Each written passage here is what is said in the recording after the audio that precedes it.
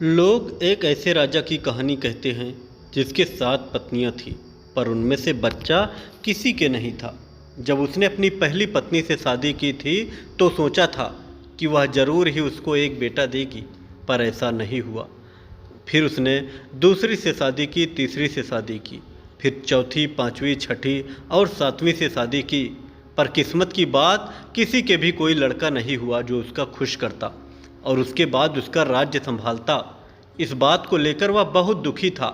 एक बार वह पास के एक जंगल से कुछ कराहता सा गुजर रहा था कि उसको बहुत सुंदर परी दिखाई दी।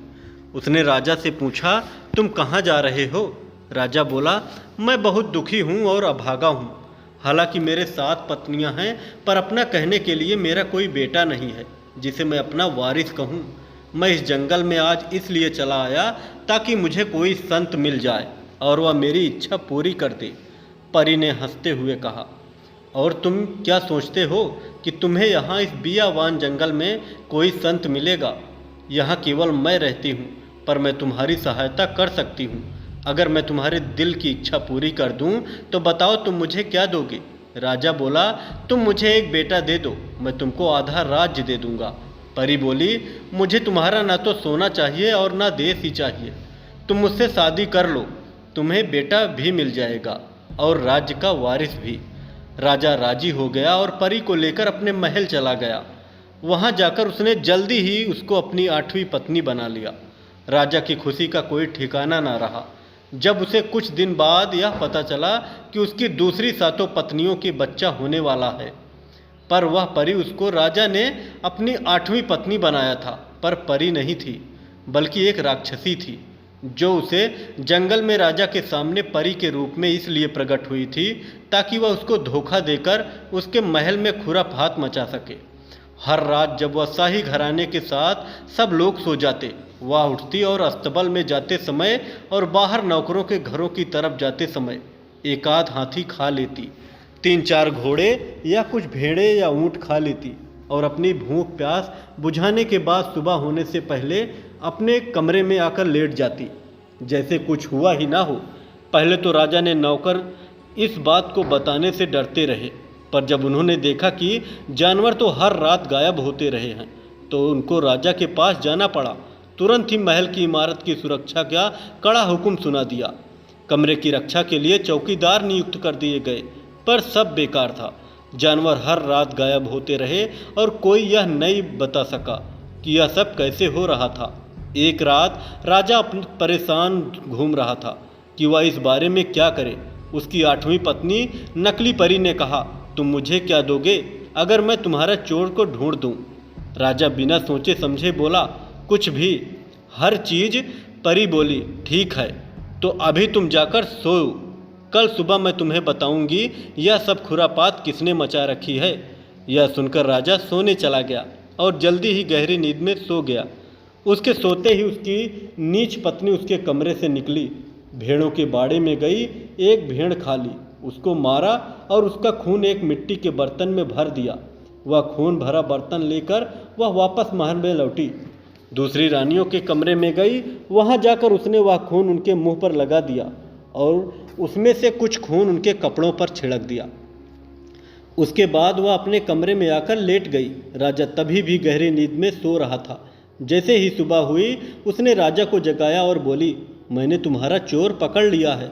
तुम्हारी जो दूसरी पत्नियां हैं उन्होंने ही जानवर चुराए और खाए हैं। वे लोग इंसान नहीं बल्कि राक्षस हैं। अपनी ज़िंदगी बचाना चाहते हो तो तुम्हें उनसे बच कर रहना चाहिए। अगर तुम्हें मेरी बात झूठ लग रही हो तो तुम खुद जाकर देख लो।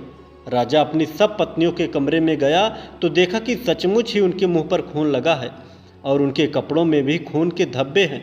यह देखकर राजा बहुत गुस्सा हो गया।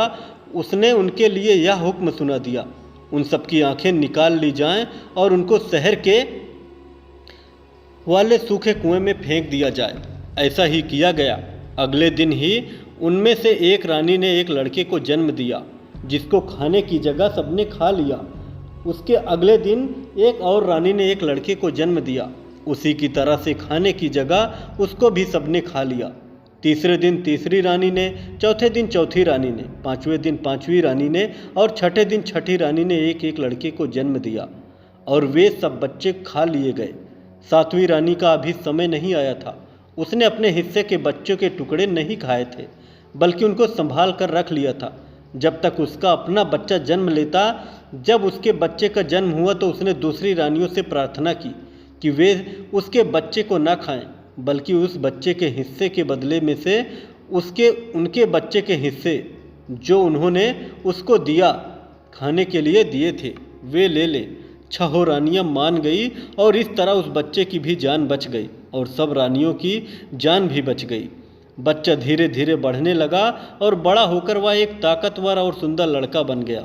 जब वह 6 साल का हुआ तो सातों रानियों ने सोचा कि उसको कुछ बाहर की दुनिया दिखाई जाए, पर वे यह काम कैसे करें। कुआं बहुत गहरा था और उसकी दीवारें बिल्कुल सीधी खड़ी थी।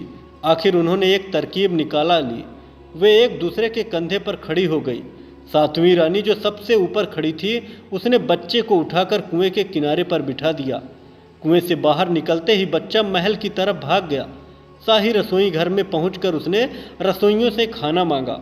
रसोइयों ने उसको बहुत सारा खाना दिया, जिससे कुछ उसने खाया और बाकी बचा खाना वह अपनी माँ और राजा की दूसरी रानियों की ये ले आया। कुछ दिनों तक ऐसे ही चलता रहा। एक दिन रसोइये ने उससे वहीं रुक जाने के लिए कहा और राजा के लिए कुछ खाना बनाने के लिए कहा। उसने उनसे कहा कि उसकी माँ मर गई है और उसको उसका अंतिम संस्कार करने जाना था, तो आज वह उसकी जगह खाना बना दे। लड़का राजी हो गया। उसने कहा कि वह अपनी तरफ से भरकश कोशिश करेगा कि राजा के लायक खाना बना सके, और रसोइया उसे खाने का काम सौंप कर चला गया। उस दिन के खाने से राजा बहुत खुश हुआ। खाना ठीक से पका हुआ था, उसमें खुशबू भी बहुत अच्छी आ रही थी और ठीक से परोसा गया था। शाम को रसोइया लौट आया। राजा ने उसको बुलाकर उसके खाने की बहुत तारीफ की और कहा कि आज का खाना बहुत अच्छा था और वह आगे भी वैसा ही खाना बनाया करे। यह सुनकर रसोइये ने ईमानदारी से स्वीकार किया कि उस दिन का खाना तो उसने बनाया ही नहीं था। उस दिन तो वह सारा दिन ही महल में नहीं था, क्योंकि उसकी माँ मर गई थी। उसने एक लड़के को यह जिम्मेदारी सौंप दी थी। उसने ही वह खाना बनाया था। जब राजा ने यह सुना तो उसने रसोइये को उस लड़के को अपने रसोई घर में नियमित रूप से नौकरी देने के लिए कहा। अब क्या था, राजा के रसोई घर में रोज़ नए नए पकवान बनने लगे और राजा उनसे खुश होकर उस लड़के को अक्सर भेंट देने लगा। वह लड़का ये सब भेंटें और खाना अपनी माँ और अपनी सौतेली माँओं के लिए लेकर जाने लगा। जब यह लड़का महल से कुएं की तरफ जाता तो रास्ते में एक फकीर पड़ता था, जो हमेशा उसे आशीर्वाद देता और उससे भीख मांगता, तो लड़का भी उसको कुछ न कुछ दे ही देता। इस तरह से फिर कुछ साल निकल गए। लड़का और जवान और सुंदर हो गया कि एक दिन उस नीच रानी की निगाह उस पर पड़ी। वह उसकी सुंदरता देखकर दंग रह गई और उसने पूछा कि वह कहाँ से आया था और कब आया था। लड़के को रानी के चरित्र के बारे में कुछ पता नहीं था, ना उसे पर कोई शक हुआ था। उसने अपने बारे में, अपनी माँ और अपनी सौतेली माँओं के बारे में उसे सब बता दिया। उसी समय से वह उसकी जान लेने की योजना बनाने लगी। उसने बीमारी का बहाना बनाया और एक हकीम को बुलाया। उसने राजा से यह कहने के लिए रिश्वत दी थी, रानी बहुत बीमार है और केवल मादा चीते का दूध ही उसकी जान बचा सकता है। राजा ने जब यह सुना तो वह तुरंत उसके पास आया और उससे कहा, प्रिय, यह मैं क्या सुन रहा हूँ? हकीम जी क्या कह रहे हैं कि तुम बीमार हो और तुम्हारे इलाज के लिए मादा चीते के दूध की ज़रूरत है। यह हमें कैसे मिल सकता है? किसकी हिम्मत है जो उसका दूध ला सके? रानी बोली, यह काम वह लड़का कर सकता है जो अपने यहाँ रसोई घर का काम करता है। वह बहुत बहादुर है। तुमने उसके लिए जो कुछ भी किया है उसके बदले में वह यह काम तुम्हारे लिए खुशी खुशी कर देगा। उसके अलावा मैं किसी और को नहीं जानती जो तुम्हारा यह काम कर सके। ठीक है, मैं उसको बुलाकर पूछूंगा। लड़का तुरंत ही तैयार हो गया और अगले दिन अपनी इस खतरे भरी यात्रा पर चल दिया। रास्ते में वही फकीर पड़ता था। उसने लड़के से पूछा, किधर चल दिए? उसने राजा का हुक्म फकीर को बता दिया और साथ में यह भी कहा कि राजा की इच्छा पूरी करके उसे कितनी खुशी होगी, जिन्होंने उसके ऊपर इतनी दया की।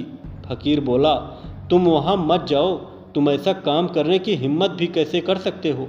तुम्हें मालूम है कि यह कितनी जोखिम का काम है। पर लड़के को अपनी ज़िंदगी की चिंता नहीं थी। तो फ़कीर बोला, अगर तुम नहीं मानते तो मेरी सलाह मानो।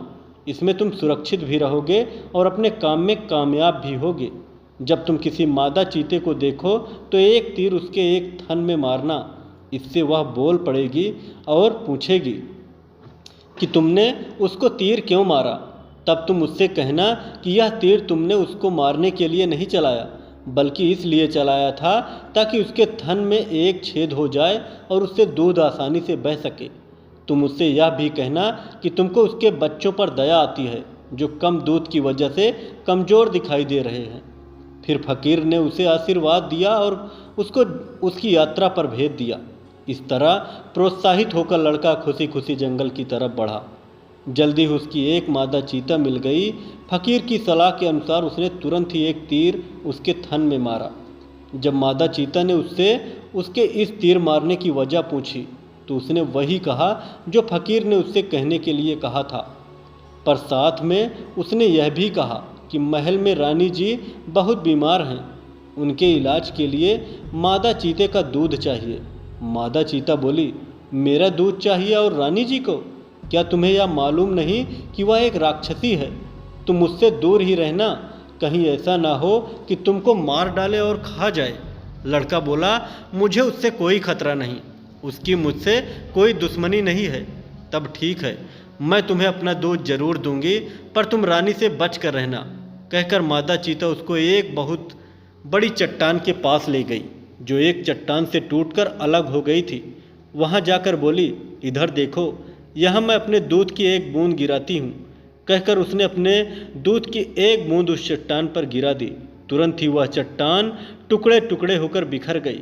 फिर वह बोली, तुमने देखी मेरे दूध की ताकत? पर अगर रानी जितना दूध मैं तुम्हें दे रही हूँ वह सब पी जाएगी तो भी उसके ऊपर कोई असर ना होगा, क्योंकि वह राक्षसी है और ऐसी चीज़ों को उसके ऊपर कोई असर नहीं होगा। अगर तुमको मेरा विश्वास ना हो तो तुम खुद देख लेना। मादा चीते का दूध लेकर लड़का वापस लौट आया और वह दूध उसको राजा को दे दिया। राजा उसको अपनी पत्नी के पास ले गया। रानी ने वह सारा दूध पी लिया और कहा कि अब वह ठीक हो गई। राजा उस लड़के से बहुत खुश हुआ और अपने महल के नौकरों में उसकी तरक्की कर दी। पर रानी का उद्देश्य तो अभी पूरा नहीं हुआ था। वह तो उसको मारना चाहती थी और वह अभी भी जिंदा था।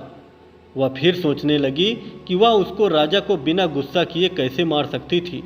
कुछ दिनों के बाद उसने बीमारी का फिर से बहाना किया और राजा को बुलाकर उससे कहा, लगता है मैं फिर बीमार पड़ गई हूँ, पर तुम चिंता ना करो।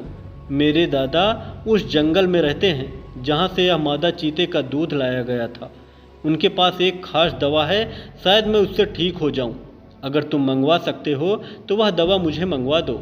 वह लड़का जो मेरे लिए यह दूध लेकर आया था वही वहाँ भी जा सकता है और वह दवा उनसे ला सकता है। तो वह लड़का दोबारा रानी के पास दादा से दवा लाने के लिए भेज दिया गया।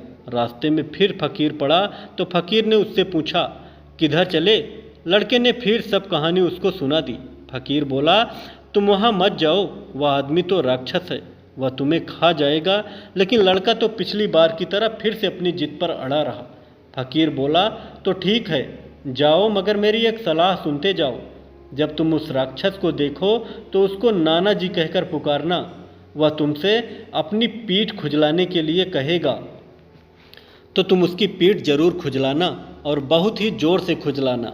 लड़के ने वायदा किया कि वह वैसा ही करेगा और जंगल की तरफ चल दिया। जंगल बड़ा था और घना था। उसको लगा कि वह तो उस राक्षस तक कभी पहुंच ही नहीं पाएगा। पर तभी उसको उस राक्षस का मकान दिखाई दिया और साथ में राक्षस भी। उसने देखते ही वह तुरंत चिल्लाया, नाना जी, मैं आपकी बेटी का बेटा हूँ। मैं आपसे यह कहने आया हूँ कि आपकी बेटी बहुत बीमार है और जब तक ठीक नहीं हो सकती, जब तक कि वह दवा ने ले जाए, आपके पास है। उन्होंने मुझे इसलिए आपके पास भेजा है, मेहरबानी करके वह दवा मुझे दे दीजिए। राक्षस बोला, ठीक है, मैं तुम्हें वह दवा देता हूँ, पर पहले तुम जरा मेरी पीठ खुजला दो, या बहुत खुजली आ रही है। राक्षस ने झूठ बोला था, उसकी पीठ में बिल्कुल भी खुजली नहीं आ रही थी। वह तो बस यह देखना चाहता था कि लड़का उसकी बेटी का असली बेटा था या नहीं। फकीर के बताए अनुसार उसने राक्षस की पीठ बहुत जोर से खुजला दी। जब लड़के ने राक्षस की पीठ में अपने नाखून गड़ाए, जैसी वह उसकी पीठ को खुरद देना चाहता हो, तभी राक्षस ने उसे रोक दिया। ठीक है, अब दवा देकर उसे वापस भेज दिया। महल पहुंचकर उसने वह दवा राजा को दे दी। राजा उसको अपनी रानी के पास लेकर गया। उसने उसको लिया और बताया कि वह अब पहले से बेहतर थी। राजा उस लड़के से अब और भी ज़्यादा खुश था। बदले में उसने उसको कई भेंटें दी और उसको और भी कई चीज़ें दी। नीच रानी की अब समझ में ही नहीं आ रहा था कि वह ऐसे लड़के के साथ क्या करे। वह तो मादा चीते से भी बचकर आ गया था, उसके पिता से भी बचकर आ गया था। भगवान ही जानता है कि ऐसे क्या हुआ, पर अब वह उसका क्या करे। आखिर उसने उसको अपनी एक बूढ़ी दादी के पास भेजने का प्लान बनाया, जो उसी जंगल में उसके पिता के घर के पास ही रहती थी। उसको पूरा भरोसा था कि इस बार वह जिंदा वापस नहीं आ पाएगा। सो उसने राजा को बुलाया और उससे कहा कि मेरे घर में एक बहुत ही कीमती कंघी है, मुझे वह चाहिए। मेहरबानी करके उस लड़के को मेरी कंघी लाने को भेज दो। जब वह जाने के लिए तैयार हो तो मुझे बता देना, मैं उसको अपनी दादी के नाम चिट्ठी दे दूंगी। राजा ने उसकी बात मान ली और लड़का उससे उसकी दादी के नाम की चिट्ठी लेकर चल दिया। रास्ते में फिर वही फकीर पड़ा तो उसने पूछा, अब कहाँ चल दिए? लड़के ने उसको फिर से सब कुछ बता दिया। उसने उसको रानी के दी हुई चिट्ठी भी पढ़ने के लिए दी। फकीर बोला, जरा मैं भी तो पढ़ूं कि इसमें क्या लिखा है। पढ़कर वह बोला, क्या तुम जानबूझकर मौत के मुंह में जाना चाहते हो? यह चिट्ठी तो तुम्हारी मौत का परवाना है, कंघी का तो केवल बहाना है। सुनो इसमें क्या लिखा है। इस चिट्ठी को लाने वाला मेरा बहुत खास दुश्मन है। मैं अब कोई भी काम तब तक पूरा नहीं कर पाऊंगी जब तक यह जिंदा है। जैसे ही यह तुम्हारे पास पहुँचे इसको मार देना, ताकि मैं इसके बारे में कुछ ना सुनूं। जैसे ही लड़के ने यह शब्द सुने, वह तो डर के मारे थर थर काँपने लगा, पर वह राजा को दिया हुआ अपना वायदा नहीं तोड़ सकता था। उसने यह पक्का इरादा कर लिया था कि वह राजा का काम पूरा करेगा, चाहे उसकी जान खतरे में ही क्यों ना हो। सो फकीर ने वह चिट्ठी तो फाड़ कर फेंक दी और एक दूसरी चिट्ठी इस तरह लिखी, यह मेरा बेटा है, जब यह तुम्हारे पास पहुँचे तो इसका खास ख्याल रखना और इसको बहुत प्यार से रखना। यह लिखकर उसने एक चिट्ठी लड़के को दी और कहा कि वह उसको नानी कहकर पुकारे और उससे बिल्कुल डरे नहीं। लड़के ने वह चिट्ठी ली और जंगल की तरफ चल दिया। राक्षसी के घर पहुंचकर उसने जैसा कि फकीर ने उसे सलाह दी थी, राक्षसी को नानी कहकर पुकारा और फकीर की लिखी हुई चिट्ठी उसको थमा दी। चिट्ठी पढ़कर उस लड़के को गले लगाया और अपनी बेटी और उसके शाही पति के बारे में काफ़ी कुछ बातें पूछी। राक्षसी ने जितने अपनी तरफ से सोच सकती थी, लड़के पर पूरा ध्यान दिया और उसकी सुख सुविधा का भी पूरा ख्याल रखा। जब वह वहाँ से चलने लगा तो उसने उसको बहुत सारी भेंटें दी, जिनसे एक साबुन की शीशी थी, जिसकी अगर एक बूंद भी ज़मीन पर गिर जाए तो वहाँ एक बहुत बड़ा पहाड़ हो जाता था। एक शीशी भर कर सुइयाँ थी, जिसकी अगर एक सुई नीचे गिर जाए तो बड़ी पहाड़ी खड़ी हो जाएगी, जिस पर नुकीली कीलें गड़ी होंगी। एक शीशी भरकर पानी था, जिसमें से अगर पानी ज़मीन पर डाला जाए तो समुद्र बन सकता था। उसने उसको ये चीज़ें भी दिखाई और उनका मतलब भी समझाया। 7 बढ़िया किस्म के मुर्गे, एक चरखा, एक कबूतर, एक चिड़िया और एक दवा। उसने कहा, इन 7 मुर्गों में तुम्हारे 7 मामाओं की आत्मा है, जो कुछ दिनों के लिए बाहर गए हुए हैं। जब तक वे 7 मुर्गे जिंदा हैं तब तक तुम्हारे मामा जिंदा हैं और उनको कोई नुकसान नहीं पहुंचा सकता। इस चरखे में मेरी आत्मा बंद है, अगर यह टूटा तो मैं भी टूट जाऊंगी, यानी मैं मर जाऊंगी, नहीं तो मैं अमर हूँ। इस कबूतर में तुम्हारे नाना की ज़िंदगी बंद है और इस चिड़िया में तुम्हारी माँ की ज़िंदगी बंद है। कबूतर और चिड़िया जब तक कुशल मंगल हैं, तुम्हारे नाना और माँ भी सकुशल हैं। और इस दवा को लगाने के एक अंधा भी देख सकता है। लड़के ने राक्षसी को जो कुछ उसने उसको दिया था और जो कुछ उसने उसको दिखाया था, उस सबको लिए धन्यवाद दिया और सोने चला गया। सुबह को राक्षसी जब नदी पर नहाने गई, लड़के ने 7 मुर्गे और कबूतरों को मारा और चरखे को ज़मीन पर मारकर तोड़ दिया। उसी समय राक्षसी उसका पति और 7 बेटे मर गए। फिर उसने पिंजरे में बंद चिड़िया को पकड़ा, वह कीमती दवा ली और राजा के महल की तरफ चल दिया। रास्ते में वह अपनी माँ और राजा की दूसरी रानियों का अंधापन दूर करने के लिए रुका। जैसे ही उसने यह दवा उनकी आंखों पर लगाई, उनकी दृष्टि वापस आ गई। उसने उन सबको कुएं से बाहर निकाला। अब सब मिलकर राजा के महल की तरफ चले। महल जाकर लड़के ने उनको एक कमरे में इंतजार करने के लिए कहा और फिर वह राजा के पास गया, उसको अपनी माँ से मिलने के लिए तैयार किया। उसने कहा, राजा साहब, मैं आपको कई भेद बताना चाहता हूँ। मैं आपसे प्रार्थना करता हूँ, आप उन्हें ध्यान देकर सुने। आपकी पत्नी एक राक्षसी है और वह मुझे मारने का प्लान बना रही है, क्योंकि वह यह जानती है कि मैं आपकी कई पत्नियों में से एक पत्नी का बेटा हूँ, जिनको आपने अंधा करके एक सूखे कुएं में डलवा दिया था। वह डरती है कि मैं एक दिन आपकी राजगद्दी का वारिस बन जाऊंगा, इसलिए वह चाहती है कि मैं जल्दी से जल्दी मर जाऊं। मैंने उसके पिता, माता और 7 भाइयों को मार दिया है और अब मैं उसे मारने वाला हूं। उसकी ज़िंदगी इस चिड़िया में बंद है। कहकर उसने उस चिड़िया का गला घोंट दिया। रानी तुरंत ही मर गई। फिर वह राजा को अपने साथ ले गया और 7 रानियों को दिखाकर बोला, ये आपकी 7 असली रानियां हैं। आपके घर में आपके 7 बेटे पैदा हुए, जिनमें से 6 बेटे खाने की कमी की वजह से मार कर खा लिए गए। मैं 7वां अकेला था, जिंदा बचा रहा। यह सुनकर राजा बिलख बिलख कर रो पड़ा। ओह, यह मैंने क्या किया, मुझे धोखा दिया गया। इसके बाद राजा ने अपने बेटे को राजा बना दिया।